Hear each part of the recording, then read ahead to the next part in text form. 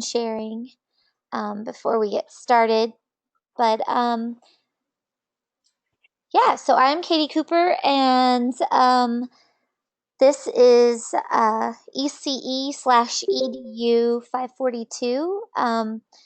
Dr. Constant and I, if you watched the last recording, you'll see we kind of decided, since we were each teaching a section of the same course, that we would collaborate on it. So sorry about any confusion that you guys may have had going into it. I know we're having a little bit of confusion too, because we actually do have two Moodle accounts or two Moodle classes.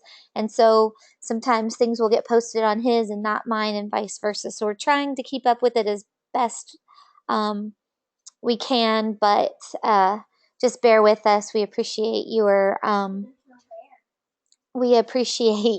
patience on that. Tonight we're going to be talking about UDL, which is one of my favorite topics. Since Dr. Constant kind of gave you guys his background in the last one, I'll talk to you a little bit tonight about mine. I am certified moderate severe disabilities. I have 10 years of experience at this point. 11? 10? 11 years. Guess I'm trying to make myself younger. So this is going into my 12th year as an MSD teacher. I work in Jefferson County at a school for children with moderate to severe disabilities. So it's a special school setting. And I am their Goal Clarity Coach, which is just kind of a fancy name for a resource teacher. So I work with the teachers on curriculum, behavior, anything that pretty much you know how it is, other duties as assigned. So I do a lot of curriculum kind of stuff there. I also am their school technology coordinator. So I deal with all things technology at our school, including, just plugging things in and making sure everybody's got their technology working, all the way to helping with curriculum and buying software for the school. So that's why I guess that's more of a result of my background. So I have the MSD certification. I also have my rank 1 in assistive technology. So most of what I teach at Georgetown is MSD courses. If you're in the MSD program, you've probably had one of my classes before. If not, you probably haven't had me. The other thing, like I said, I live in the Louisville area. I actually live in Indiana. I have a son that is 10 years old, and sometimes you might hear him in the background. And we have my husband and I. We also have 4 pets, 2 dogs, 2 cats. So you'll hear them in the background. Hopefully not too much tonight. But before I get started, since everybody is actually live tonight, are there any questions that you have about stuff that we've gone over to this point? Dr. Constance is kind of taking the more gen ed sections of this. So he's doing the SAMR, he's doing developing technologies, and kind of a gen ed toolbox. I'm doing UDL and assistive technology. So I can try to answer your questions on both of those. Devin, were there other people in the other class? I was a little bit worried about that. I was hoping people would be able to make it over here.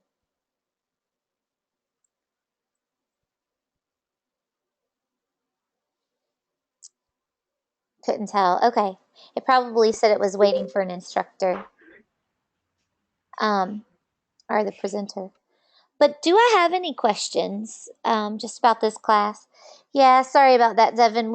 I was just saying, I know it's been a little bit confusing so far. Dr. Constant and I decided that we would try to teach the class collaboratively, and there's just a few things with us having different Moodle accounts that are kind of giving us a few hiccups along the way. One of them being that I can't be a presenter on his um, go-to meeting unless he logs in, and I didn't want him to have to log in every single time. So sorry about the confusion.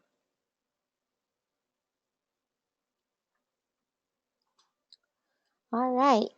Well, if I don't have any questions, I'm going to start talking just a little bit about UDL, and then I'm going to go over the assignment.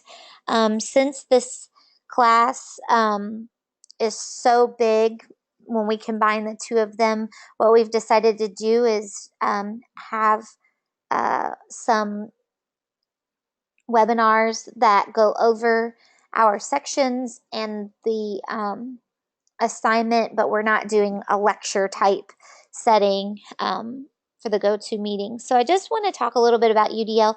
Who out there has heard about UDL, Universal Design for Learning, before? Yes. I will say, as a special ed teacher, this is probably one of my favorite things that I have learned about when it comes to instruction for students with disabilities. And UDL really is not a special ed technique per se. It's really meant to be used in just the general education setting. But it kind of revolves around this whole concept that what you put in place as an accommodation for one student can actually help other students as well. So the example I like to use is, if you have a student that isn't great with fluency in reading, and you give them or you make available audio book for the lesson that you're working on, or just some kind of audio for the lesson that you're working on, there might be a student that you have that is okay with fluency but struggles with comprehension. But because they're hearing it as well as reading it, they're getting the benefit of having that audio book, even though they were not necessarily the intended audience for that accommodation. Another really big component of universal design for learning is providing multiple means of engagement, representation, and expression. So we want our students, we want to try to engage them in different ways. We want to build in prior knowledge, which to me was one of those things that just kind of blow your mind, because we can build prior knowledge. We hear all the time about, oh, prior knowledge, let's tap into that. But some of our students don't actually have the life experience to always tap into that. And we can actually build that in. We can show a video before we start our lesson. A lot of times we think we're going to read a book, then we're going to watch the movie, but you can actually kind of flip it around and do it the other way. And you're building in that prior knowledge so that when they're reading the book, they are tapping into the things that they've already learned. And sometimes that can be really important for a student. So we're trying to engage them in different ways. Another element of engaging our students would be to, not have everything be a pencil paper task. I know a lot of the push currently in education right now is project-based learning. We want our students to really come to school, not to be taught, but to kind of discover things. So we're trying to move away from that typical, like, kids in a row, teacher is lecturing, to the students are really engaging with the material themselves. And one thing that I've heard, and I'm going to actually try in another class, but that hasn't been, at least in my experience, that really hasn't bled over into higher ed. You don't see a whole lot of flipping classes and project-based learning in higher ed. We have a lot of distance ed. We have a lot of kind of uh, self-led, like you're going through these modules and you're doing it, but we don't have a whole lot of project-based learning. Although we'll talk about that with my UDL assignment that's coming up. The other element is multiple means of representation, and hopefully you guys can see my screen and you can see these lovely brains that are here. Um, and what that is that we want our information and content to be presented in multiple ways. So we want to have audio, we want to have video, we want to have hands-on tasks. We want to present information in different ways. And one thing that's really important about that from the special education standpoint is that a lot of our students do get accommodations. They get readers and scribes and paraphrasing. They get a lot use of technology. They get a lot of accommodations. But we have students that are struggling that maybe don't necessarily qualify for those accommodations, but there's something that they can use. And so UDL really is like, let's bring it all together. Let's offer everything accommodation wise to all of our students. And then the last thing is multiple means of expression. And what that comes from is that if we're going to present our information to the students in different ways, if we're going to give them multiple means of engagement, multiple means of representation, then we want them to be able to give that information back to us in multiple ways as well. And so it's not always going to be taking a quiz or writing an essay. It might be that they're going to draw a picture. It might be that they're going to make a video. It might be that they're going to record a podcast. So it's really like trying to give them the chance to do some multiple means of expression as well. And so that, I guess, is UDL in a nutshell. It's really about putting things into place so that our students have a richer learning environment. If you looked at the book, I know I put on here to read a couple of chapters of the book, and I don't think that has anybody been able to get to the book and read it? Not yet. Okay. Well, I'm going to show you, and part of the reason I love this book, and other than the fact that it's free, which I think is great, is that the UDL book actually uses UDL. It actually gives within the text, it gives multiple means of expression, multiple means of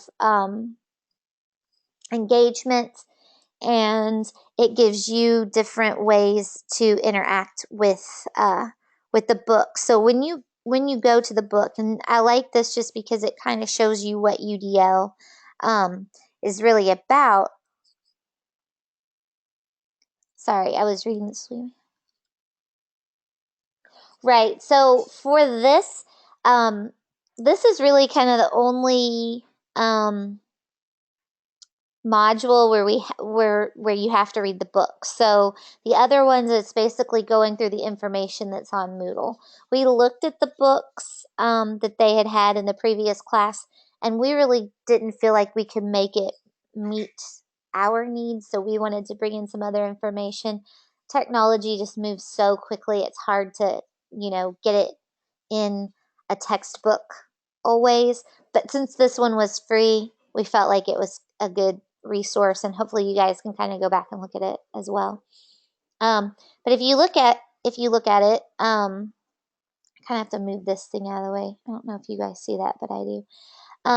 It offers, there are videos that you can watch, and they'll pop up to talk about the chapter. There are images that you can look at, and they'll get bigger and smaller. You can highlight things. So if you want to highlight something that's on the book, it gives you that option to highlight it. It also, if you look down at the bottom, there's audio. So you can press play on this and it will read the chapter to you. There's a glossary. If I click on any of these words, a glossary will pop up with the definition of that word. The cast.org, which is the website that provides this book, and they provide most of the UDL research, actually has a website that that you can use. And let me look at it, or let me pull it up.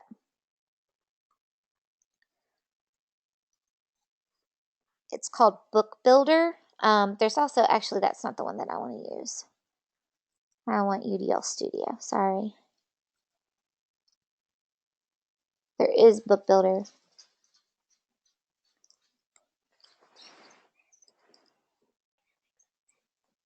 So on UDL Studio, so do we get to experience multiple means of representation? Do you mean within the class tonight? Or do you mean the way that you present your assignments to us? Because I'm really kind of all about it. So if you've got in class, hopefully it's just hard online to get that, you know, to get the multiple means. But I'm going to kind of show you some of this stuff. Some of this stuff so that you guys can see what it looks like.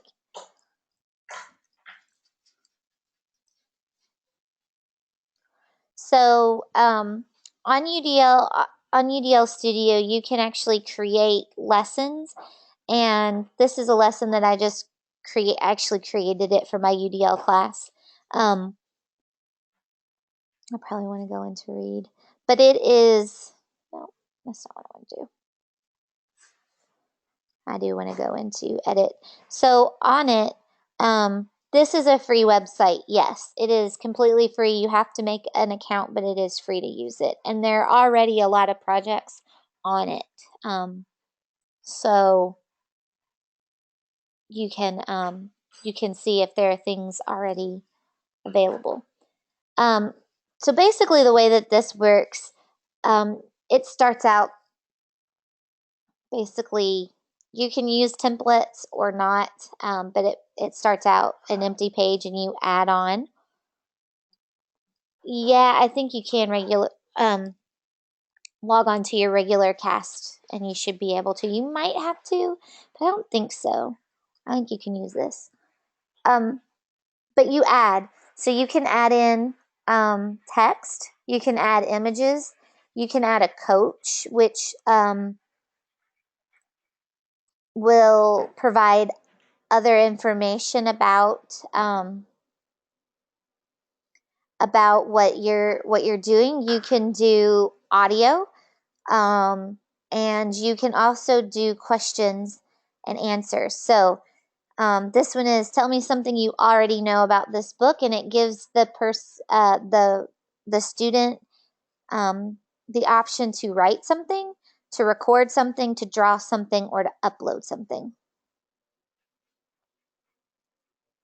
Okay, good. I thought it was, but it's been a while since I made this account, so I couldn't quite remember. So let me go to the next page so you can kind of see some of the things.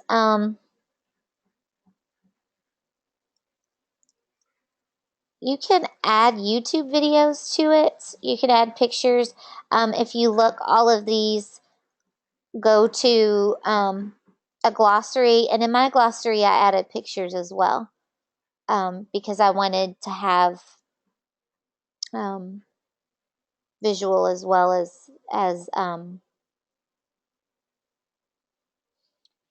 I've not ever tried it on an iPad, but I wouldn't see why it wouldn't work on a Chromebook or an iPad. It doesn't require you to have any special program. The only thing with the audio, I think you have to download them as MP4s, so you might need to use an audio program. Like I used Audacity. So, and then you can see you can add YouTube videos directly into it, and they should be able to play it directly from there. And you can add multiple choice questions, open-ended. So So it's actually a really cool program. I like it a lot. In my other UDL class, this was one of the assignments, but for the purpose of this class, I wanted um, to mainstream it just a little bit more, or streamline it. Sorry, I didn't want to give you guys too much to do. It would have been a lot to create that and do the other assignment for the week. So, a couple of things when you're looking at UDL, and I kind of put into also into the original, or in the week 1 module, you have equitable use and what's the word I'm looking for? It is fair use. Sorry, copyright and fair use. You can use images and videos, audio, things that you get off the internet. As long as you cite them, you can use them.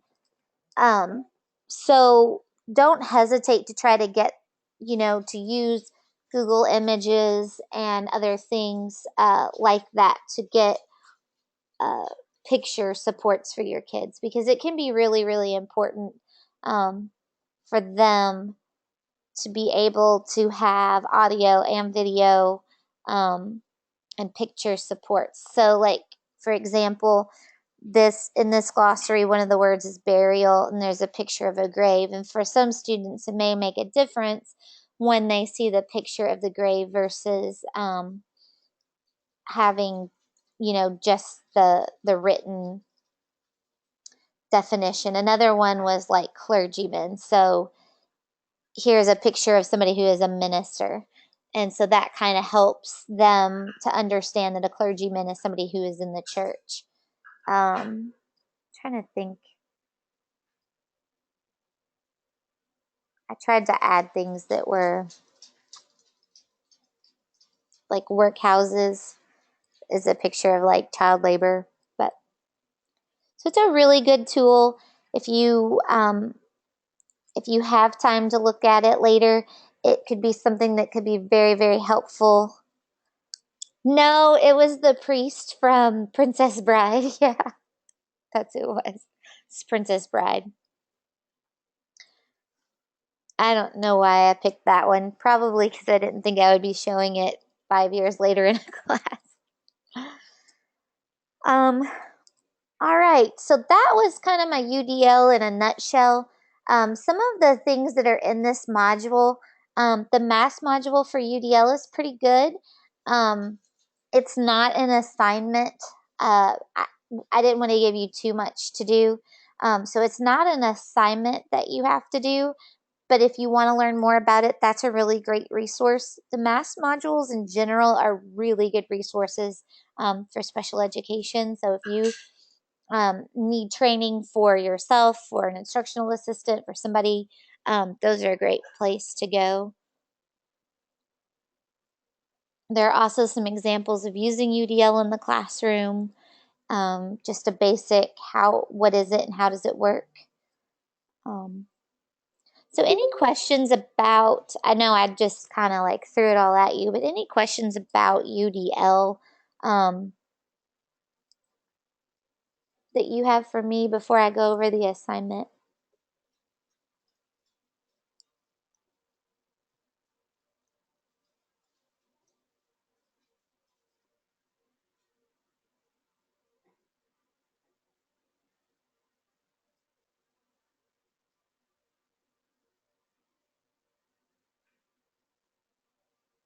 All is clear. Okay, good.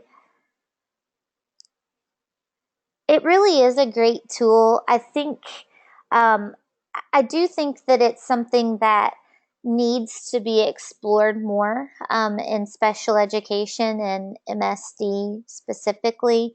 I think it's a lot of things that we already do as teachers, but I would love to see how putting UDL into place in a classroom full time would really help some of our students that might, you know,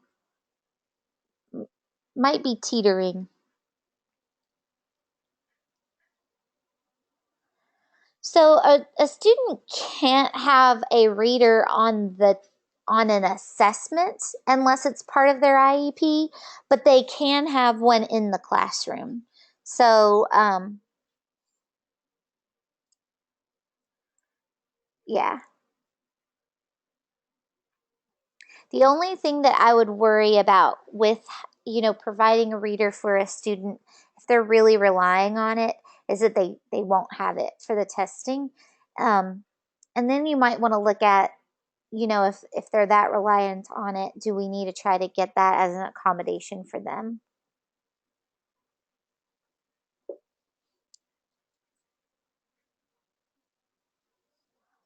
All right. So let me talk about the UDL project that you guys are going to do.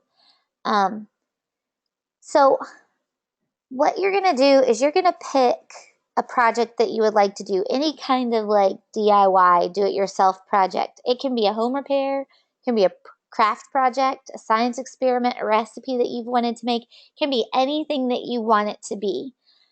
But before you start the assignment, I want you to find at least 3 resources for how to do the project. You need to have written instructions, um, some kind of instructions that have pictures, and a video or audio. Those are examples. But I want you to find 3 different ways that 3 different resources for doing the project. Complete the project using the instructions that best suit your learning style. Post a picture or video of the completed project and link it to the instructional resource and a link to the instructional resources that you used. Describe the project,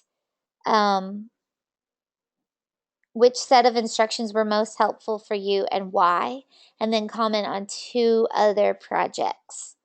And kind of be thorough in your feedback. I don't want you to just be like, oh, that's really cool, but try to give some feedback.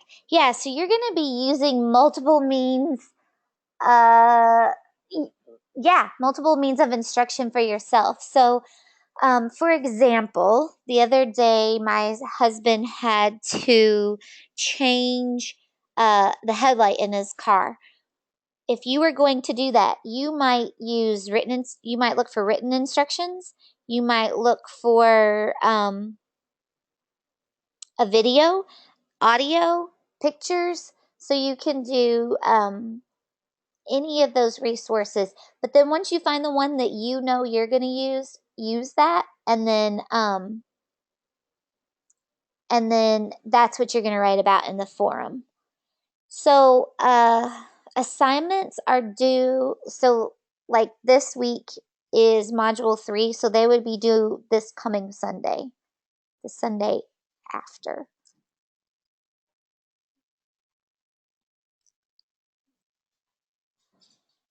So if you do not use one at all, this is the 3rd class. Yeah.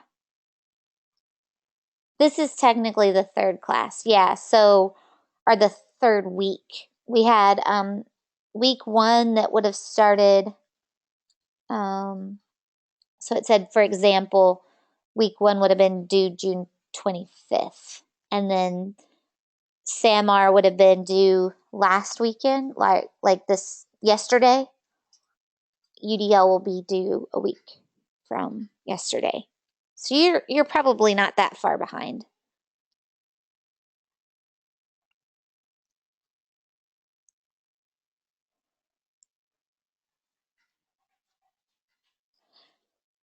Okay.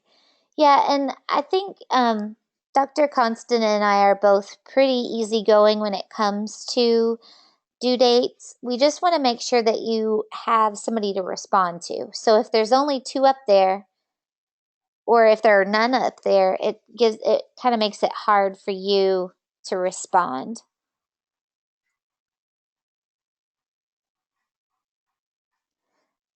Um,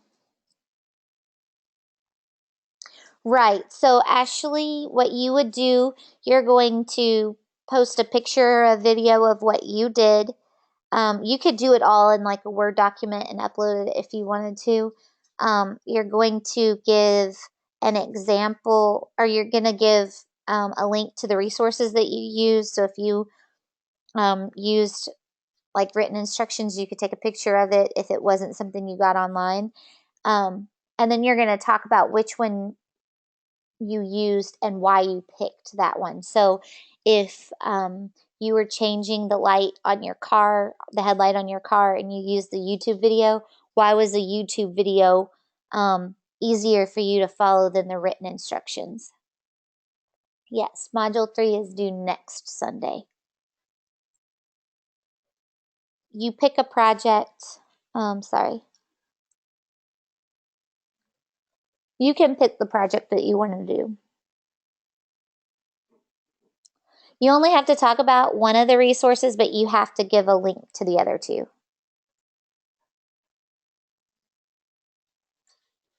You skipped, Julia, you skipped the step where you had to find other resources. What I would do is I would go ahead and find the other two resources, but then talk about what resource you actually used. Because you probably used some kind of resource already. I think I accidentally skipped module 2. I didn't know I'd emailed you earlier. Gotcha. I had a lot going on last week, and I think I just accidentally skipped over it. Okay, that's all right. They don't all have to be internet resources, but if you use something else, like if you used instructions that came out of a kit or something, just take a picture of the instructions so that you can show what they were. Or at least just say that that's where they came from.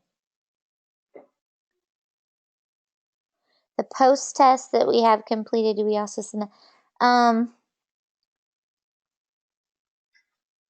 Yeah, you can do a bridal veil. That would be perfect. Are you talking about the pre-test, post-tests that were up here in Module 1? I think it gives me those.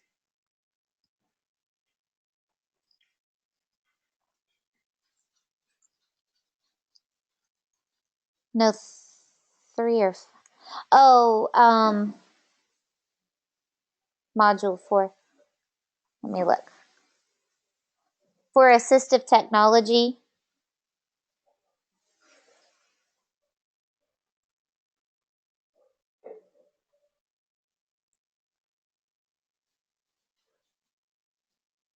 yes. Yeah, you'll put that in the Dropbox. You just, I think you can make like, you can do a screenshot of the module, the post test. Yeah, just the post. Just the post test.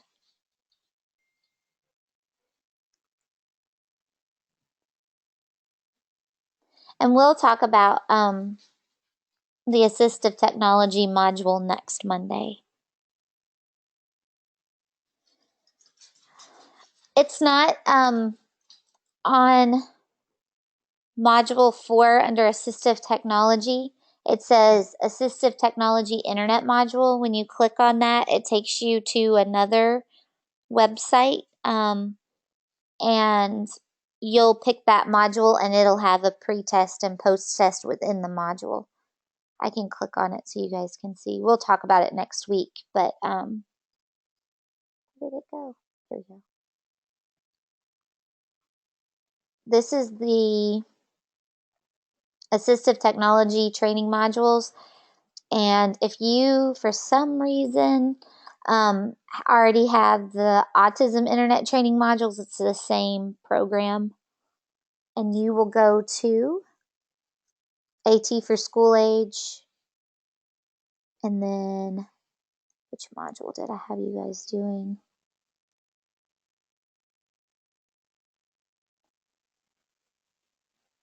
I think it was AT assessment process in the school environment. The internet training modules. I think you do pick. I think you do. As I was saying this, I was like, I think I had you guys pick. Yeah, just choose one that you think is interesting. That's okay, Devin. If you're confused later and you want to email me, feel free. I try to get back to email usually within the day. If I always tell people, if for some reason you email me and I don't answer you within a couple of days, email me again because I probably looked at it on my phone and thought I'll answer that when I get to my computer and forgot about it. So you can always follow up with an email, but usually I try to get back within a couple of hours. So,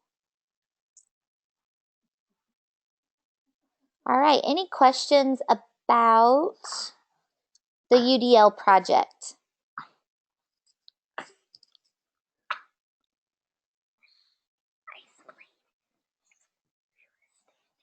Cool. So some people have already done the assignment.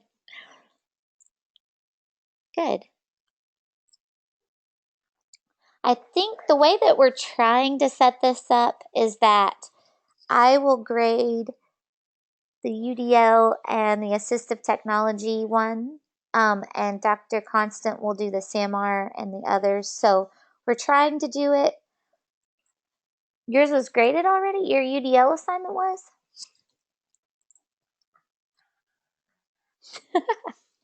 Okay. I'll have to look. Um, he was having a hard time just because we have these two different sections. He was having a hard time like keeping them. Wait, Tammy, are you in the ECE or the EDU? ECE. Yeah, he accidentally graded um, the ones in my section because he's on both. So we decided that we might do where we'll try to grade the assignments that we assigned in each section. So sorry, that's just kind of the learning curve of having basically two of the same section. We felt like it would be so much better for you guys if we collaborated. That way neither of us were trying to like go on uncharted territory as far as our background was concerned.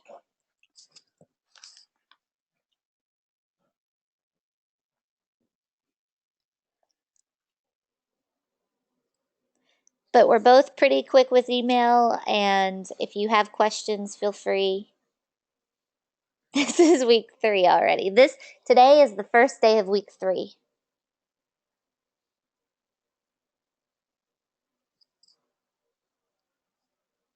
Last week was just the first time that we had a chat because the first week was just like introduction, like how to make sure that your technology is ready for the class, looking at the syllabus, and we decided that you guys could probably do that on your own. And then last week we were going to have a webinar, but Moodle was down and we canceled it, and then it was back up in time, and we thought it would just be not nice to try to do that. So there is on my site, on the ECE site, there is a link where Dr. Constant did his SAMR lecture. I can't get my picture on my Moodle profile either. I don't know how you do it. And I'm teaching the technology class, so if that makes you feel better.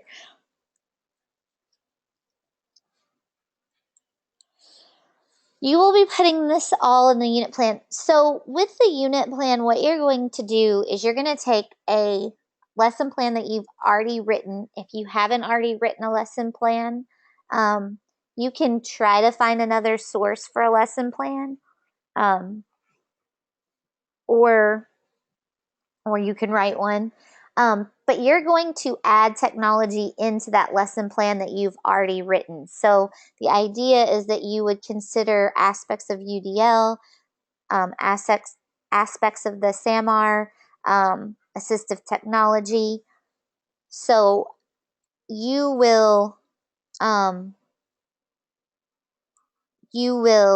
basically take a lesson plan you already have and kind of update it for the technology that we've talked about.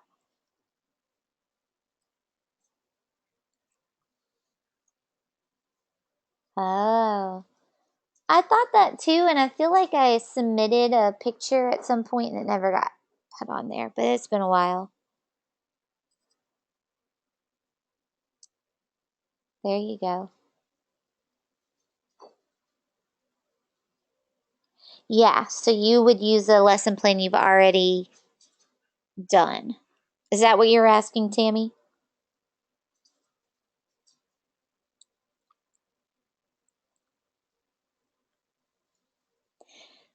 What you should have turned in at this point, Devin, what would already have been turned in for this class would be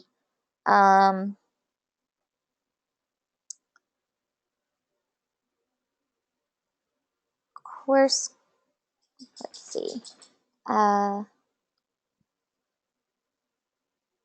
There was a section where you would do introductions, and you go over the standards and you just write in a forum about the standards. And there are two forum state standards and then International Society of Technology Education standards. And then there is like a little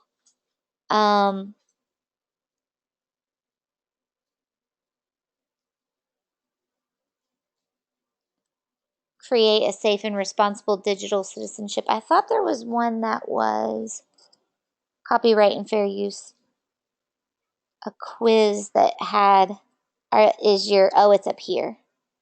Is your device ready? Are you and your device ready for the course? And then the other thing that you will have up until now, you would have gone through the SAMR. Oh, there it is. That's where it is. Get ready to use technology in the classroom quiz. SAMR, and then SAMRizing your instruction. And if you want information on that assignment, you can go back here and watch the YouTube video that Dr. Constant posted.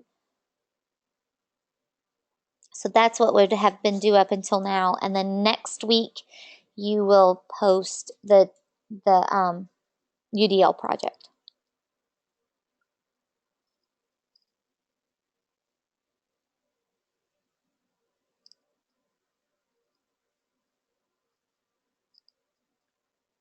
Any other questions that you guys have for me?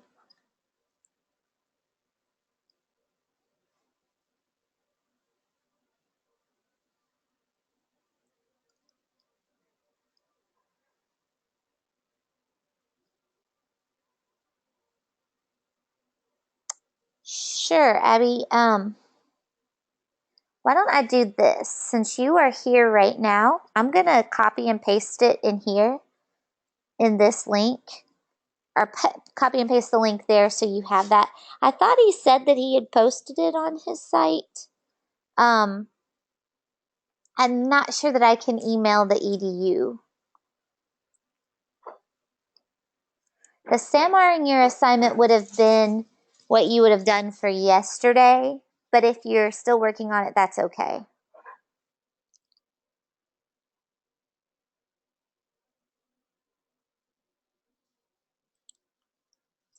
Okay.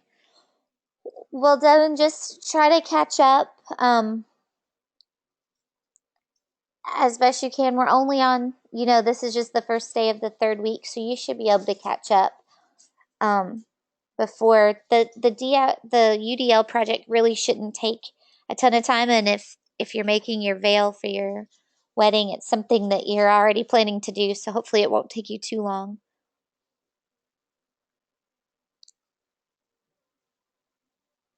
We understand sometimes the summer classes, the timeline gets a little funky, and then we've had a little bit of a bumpy road getting started, so it's all good. Don't get too concerned.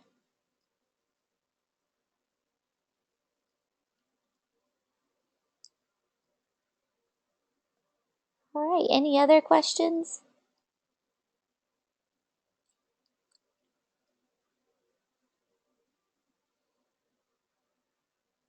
Oh no, at 8 and 8:30. Well, Tammy, we're going to be recording all of ours. So if you can't meet with us, that's okay. You can go back and watch them because our plan, we can't, there are like 40 students between the two of us, and we can't have 40 on go-to meetings. So we already knew that we were going to have to record it because some people may not have been able to get in.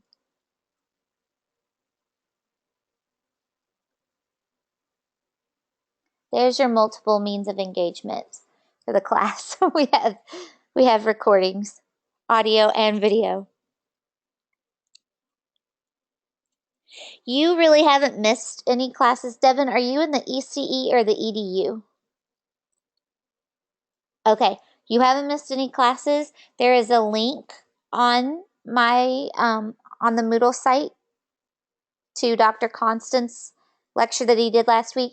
We didn't actually meet for that. He actually just got on GoToMeeting and recorded it because there were some technical difficulties with Moodle. So you can go back and watch this. It's like 30 minutes long. It's not very long, but you can go back and watch it. I'm going to try to do a YouTube as well. Apparently the new Moodle has a upload amount that you can add, but it actually makes it a little easier for you guys to get to it.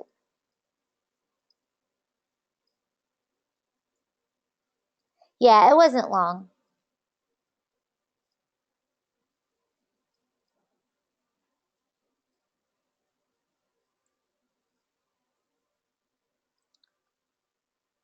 All right. I'm going to go ahead and stop.